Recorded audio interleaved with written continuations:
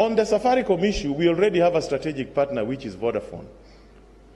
So why in a country where only 1% of the population have access to 78% of our financial resources, why would we concentrate more of that resource into Vodafone hands instead of democratizing ownership of Safaricom through the Nairobi Stock Exchange to most people so that Kenyans can deal with that inequality?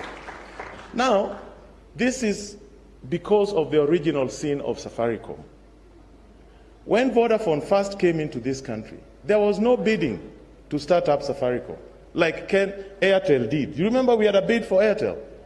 Who ever had Vodafone bidding? There was a sweetheart deal between the elites of the time and Vodafone that created Safaricom. And what happened there?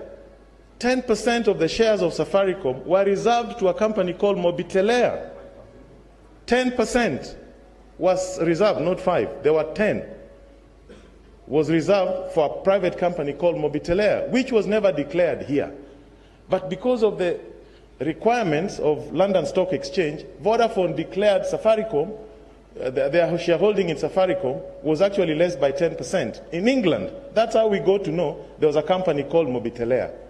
Because when these sweet deals are transacted, there are two things that politicians scheme.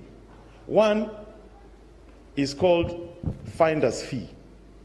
So the people who do these transactions enter into a deal with the investors, and because you brought the deal on the table, you ask for a certain amount, and you are paid. Basically, it is a bribe.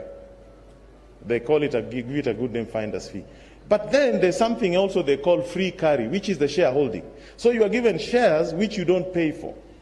So the fundamental question that we need to ask today is what happened to the Mobitelea shares? And the World Bank and IMF, as because you are working on this transaction with the government, you should ask these questions. It is no secret that a company called Mobitelea, which was a front for Kenyan politicians of the time, owned 10% of Safaricom. Vodafone declared it in London Stock Exchange. It is a fact. So we should also ask ourselves, the current transaction, is there another element of Mobitelea? Come on, let's be factual. Why is it being hidden?